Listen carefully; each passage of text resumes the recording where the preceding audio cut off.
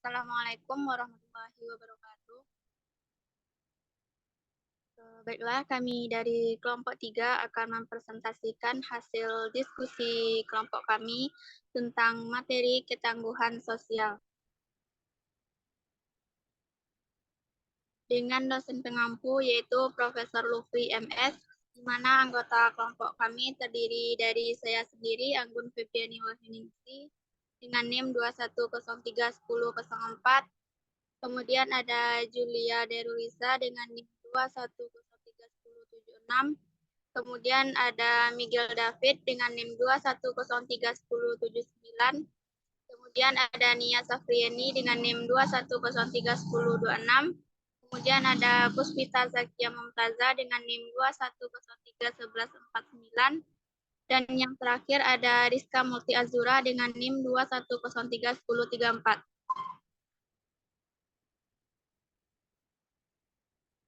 Baiklah, untuk pembacaan materi yang pertama, dipersilahkan kepada Nia.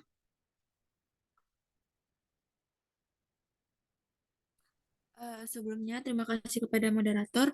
Baiklah, saya akan menyampaikan materi yang pertama, yaitu tentang definisi ketangguhan sosial.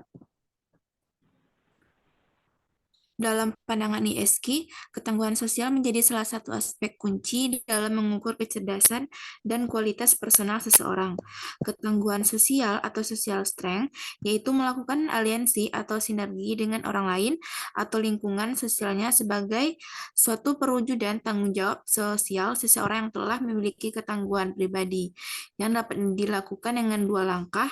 Yang pertama yaitu sinergi atau strategis, collaboration, dan aplikasi total atau total action.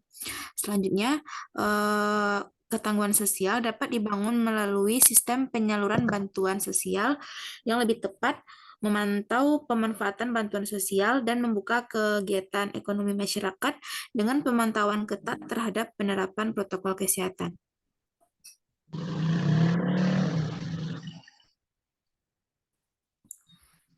Selanjutnya ada penguatan pada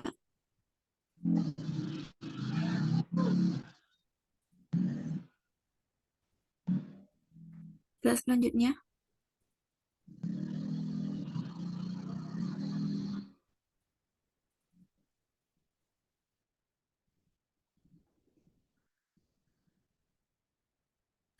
Selanjutnya, ada penguatan pada diri sendiri dan lingkungan sosial adalah hal yang juga sama penting agar prinsip yang dimiliki tidak kembali hilang ketika terjun ke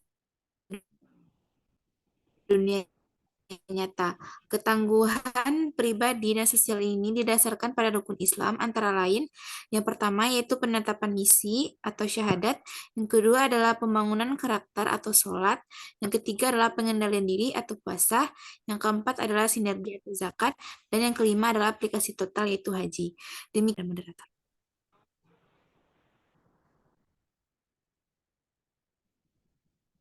Baik, terima kasih kepada Nia. Untuk pembacaan materi selanjutnya yaitu dipersilahkan kepada Julia. Baik, terima kasih kepada moderator atas kesempatannya. Di sini saya akan melanjutkan materi cara mengembangkan ketangguhan sosial. Yang pertama ada zakat atau strategi collaboration. Zakat adalah suatu bentuk pertahanan aktif dari dalam keluar. Prinsip zakat adalah memberi kepada lingkungan sosial sebagai salah satu modal awal untuk membentuk suatu sinergi dalam rangka membangun ketangguhan sosial. Zakat akan menghasilkan sikap kompromi sehingga masing-masing pihak akan mampu merasakan apa yang diinginkan dari pihak lainnya atau empati. Apabila sikap tersebut telah menjadi suatu kebiasaan, maka niscaya akan mampu menciptakan suatu sinergi yang sangat luas dengan lingkungan di sekitarnya.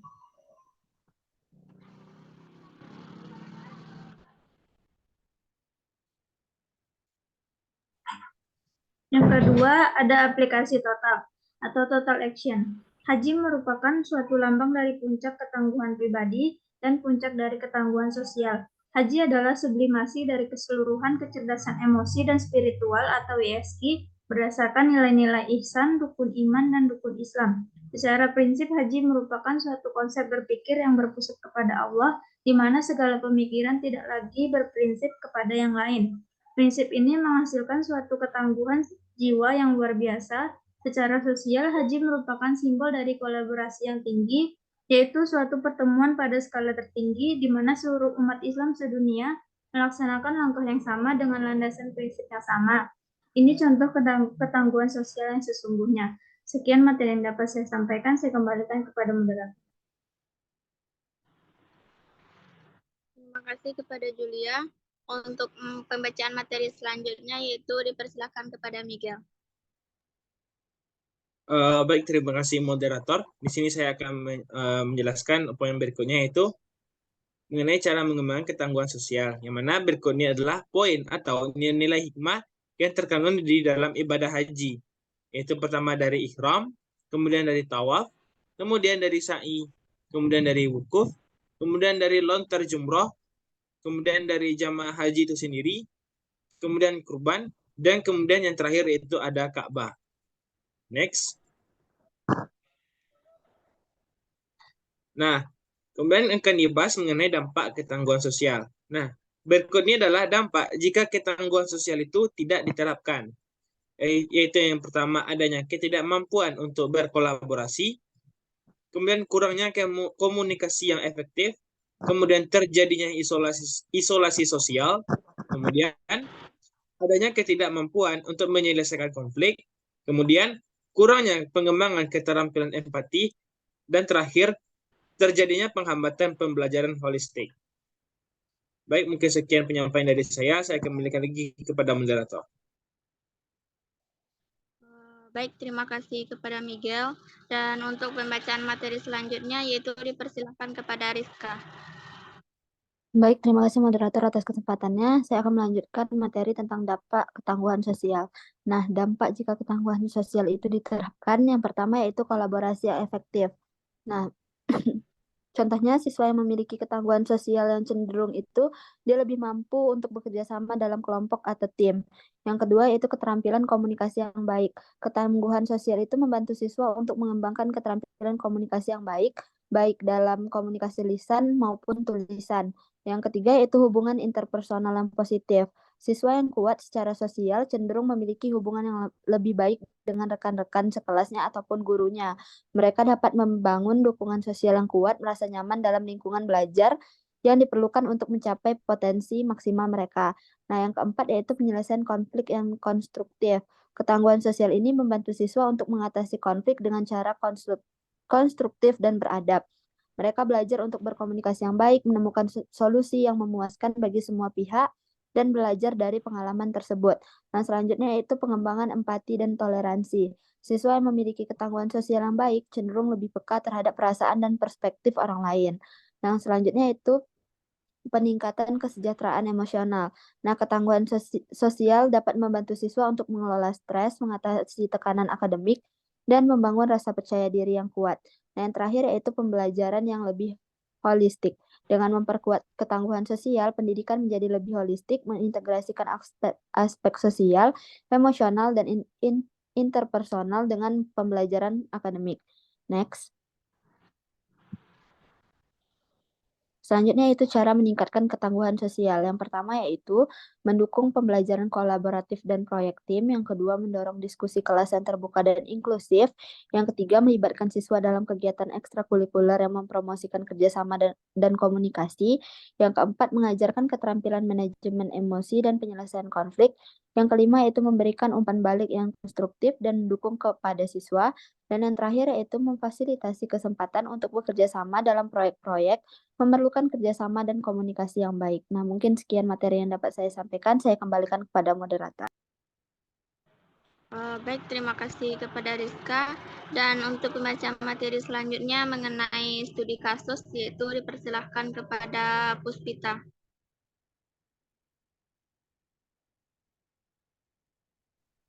Terima kasih kepada moderator. Untuk yang selanjutnya itu studi kasus, di mana judul dari studi kasus yang kami ambil adalah modal sosial siswa miskin, studi mengenai kekuatan jaringan sosial, kepercayaan, dan norma di kalangan siswa miskin. Di mana siswa miskin menghadapi berbagai masalah di sekolah mereka. Mereka sering mengalami kesulitan dalam mengikuti proses belajar karena sulitnya akses ke pendidikan yang berkualitas. Sebelum masuk sekolah, mereka menghadapi masalah aksesibilitas sekolah sejak usia dini. Masalah serius lainnya itu seperti muncul saat mereka harus membuat pilihan mengenai sekolah yang berkualitas. Sekolah-sekolah ini sering disebut sebagai sekolah favorit yang merupakan impian banyak siswa. Namun, banyak siswa miskin ini akhirnya gagal diterima di sekolah-sekolah tersebut.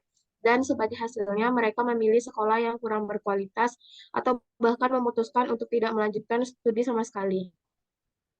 Sebagian besar siswa miskin itu memiliki modal sosial yang tinggi. Siswa-siswa ini mendapatkan manfaat dari berbagai atribut modal sosial yang berkontribusi pada keberhasilan mereka dalam berinteraksi dengan teman-teman di sekolah. Kecerdasan dan kemauan mereka untuk membantu teman-teman adalah dua kekuatan yang membedakan mereka dan membuat kehadiran mereka itu berarti di antara teman-teman sebaya dan para guru.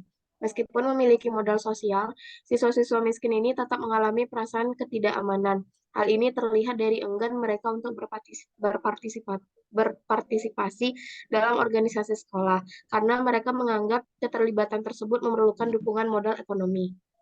Akibatnya, kendala ekonomi menghambat keterlibatan mereka dalam organisasi sekolah.